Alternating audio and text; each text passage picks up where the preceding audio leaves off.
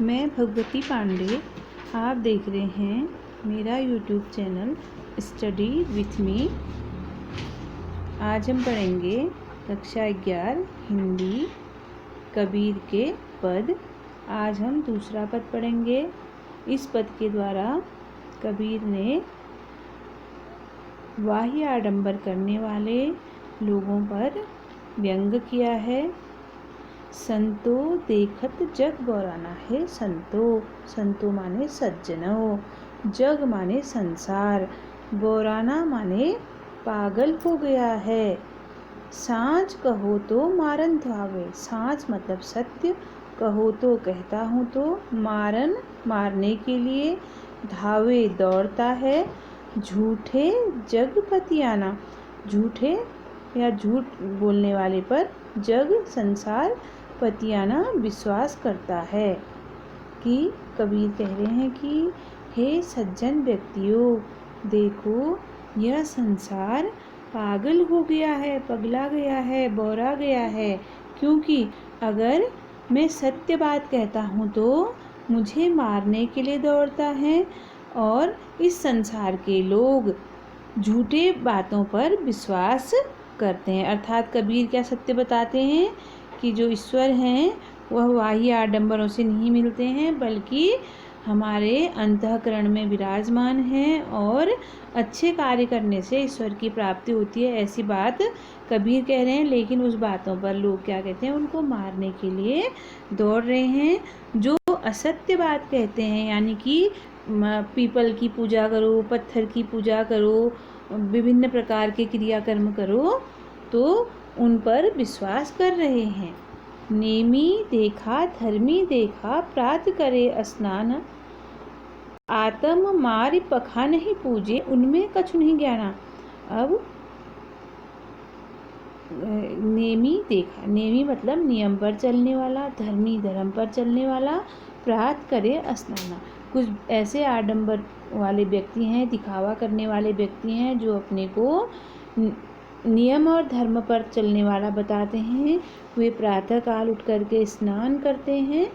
आत्म मारि पखा नहीं पूजे। आत्म मतलब आत्मा को, मारी मार करके, पखा नहीं माने पत्थर को, पूजते हैं। उनमें कछु नहीं ज्ञाना। कछु नहीं मतलब बिल्कुल भी नहीं, ज्ञाना मतलब ज्ञान है। कबीर का कहना है कि मैंने ऐसे व्यक्तियों को देखे हैं जो प्रातःकाल उठ के स्नान करते हैं और अपने को नियमी और धर्मी बताते हैं। वे व्यक्ति अपनी आत्मा को कष्ट देकर, आत्म मार यानी कि अपनी आत्मा को कष्ट देकर, स्वयं को कष्ट देकर या दूसरे व्यक्ति को किसी तरह से कष्ट देकर के पत्थर की पूजा करते हैं। पखा नहीं पूजे, पत्थर की पूजा करते हैं। ऐसे व्यक्तियों में कुछ भी ज्ञान नहीं है। बहुतक देखा पीर औलिया, पढ़े किताब कुराना। और मैंने अनेक पीर औलिया देखे हैं जो कुरान की किताब को पढ़ते हैं, कुरान नामक पुस्तक को पढ़ते हैं। के मुरीद तदबीर बतावे। के मुरीद मतलब होता है शिष्य, के मतलब बनाते हैं। वे अपने शिष्य को वह तदबीर मतलब वह रास्ता बताते हैं, उनमें उन्हें जो उनमें ज्ञान है। अर्थात मैंने बहुत सारे पीर औलिया देखे जो कुरान आदि किताबों को पढ़ते हैं। वे अपने शिष्यों को मोक्ष प्राप्ति का रास्ता बताते हैं, उनमें जो भी ज्ञान है। आसन मार डिम्ब धरि बैठे, मन में बहुत गुमाना। आसन मार डिम्ब, डिम्ब मतलब होता है घमंड। ऐसे व्यक्ति कौन, जो पत्थरों की पूजा करते हैं, या दूसरे व्यक्ति जो अपने को ज्ञानी समझ करके, कुरान आदि पुस्तकों को पढ़ करके ज्ञानी समझ करके अपने शिष्यों को मोक्ष का मार्ग दिखाते हैं। ऐसे लोग घमंड का आसन, गर्व का, डिम्ब यानी कि गर्व का, घमंड का, अभिमान का आसन मारे हुए हैं, और उनके मन में अत्यधिक गुमान यानी कि घमंड है। पीपर पाथर पूजन लागे, तीरथ गर्व बुलाना। वे लोग पीपल और पत्थर की पूजा करने लगे हैं, उन्होंने तीर्थ आदि चीज़ों को भुला दिया है। टोपी पहरे, माला पहरे, छाप तिलक अनुमाना। ये लोग दिखावे के लिए, आडंबर करने के लिए क्या करते हैं, टोपी पहनते हैं, माला पहनते हैं और छाप और तिलक लगाते हैं।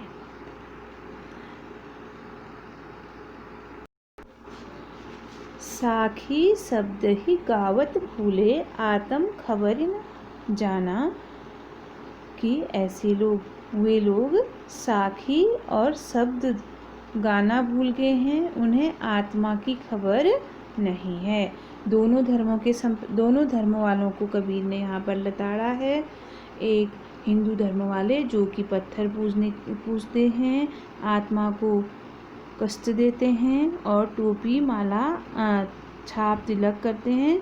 दूसरे मुस्लिम धर्म के लोग जो कि कुरान आदि पुस्तकों से अल्प ज्ञान प्राप्त करके अपने शिष्यों को मोक्ष का रास्ता दिखाते हैं और वे साखी शब्द आदि को गाना भूल गए हैं। साखी मतलब सत्यता, अर्थात ईश्वर की सत्यता, ईश्वर एक है, इस तरह की सत्यता के शब्द गाना भूल गए हैं। उन्हें आत्मा की खबर नहीं है कि आत्मा हर व्यक्ति में विराजमान है, विद्यमान है, यह उन्हें खबर नहीं है। हिंदू कहे मुहि राम प्यारा, हिंदू धर्म का व्यक्ति कहता है कि मुझे राम प्यारा है। तुर्क कहे रहीमाना, और तुर्क यानी कि मुस्लिम धर्म का व्यक्ति कहता है कि मुझे रहमान प्यारा है। आपस में दो लर लर मुए, मर्म न काहू जाना। आपस में दो लर लर मैंने लड़ करके, मुए मतलब मर गए, या दुष्ट के लिए भी कह सकते हैं। मर्म मतलब रहस्य, न काहू कोई भी नहीं, जाना मतलब जाना। और आपस में वे दोनों लड़ के मर जाते हैं, लेकिन ईश्वर एक है, इस मर्म को, इस रहस्य को कोई भी नहीं जान पाया।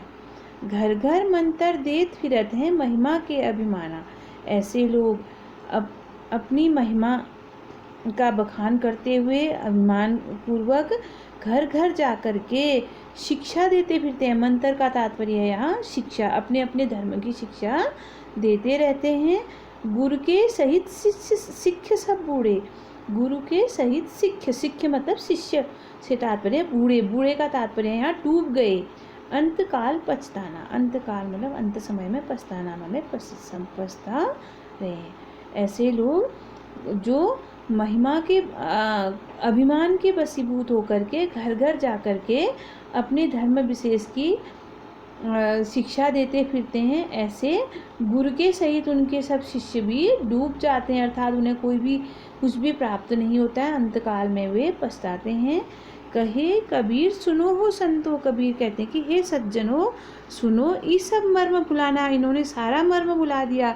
मर्म क्या है? कबीर दर्शन के अनुसार ईश्वर एक ही है, वही अल्लाह है, वही भगवान है, वही खुदा है, उसी का नाम राम है, उसी का नाम रहमान है। यह एक रहस्य है, इस रहस्य को लोगों ने भुला दिया है। केतिक कहो कहा नहीं मानो, केतिक मतलब कितना ही कहते हैं, ये कहना नहीं मानते। सहजे सहज समाना, कि ईश्वर को सहज मार्ग से, सहजे मतलब सहज मार्ग से, अर्थात न कोई आडंबर करना, न दिखावा करना, और किसी भी तरह से कोई भी ऐसा कार्य नहीं करना जिससे दूसरों को कष्ट हो। खाली ईश्वर को स्मरण करना और हर व्यक्ति में ईश्वर है ऐसा मानना, इसको सहज मार्ग कहा गया है। तो सहज मार्ग के से समझें तो सब लोग, सबके लिए ईश्वर एक ही है। तो इस पद में हमने पढ़ा कि कबीर ने बाह्य आडंबरों का विरोध किया है। दोनों धर्म के मानने वाले लोग अपने अपने धर्म को बड़ा मानते हैं और अधिक श्रेष्ठ मान करके अपने अपने धर्म के उपदेश देते हैं, लेकिन इनको यह मर्म, यह रहस्य समझ में नहीं आया कि राम और रहीम दो नहीं बल्कि एक ही हैं। यह हमने इस पद से जाना।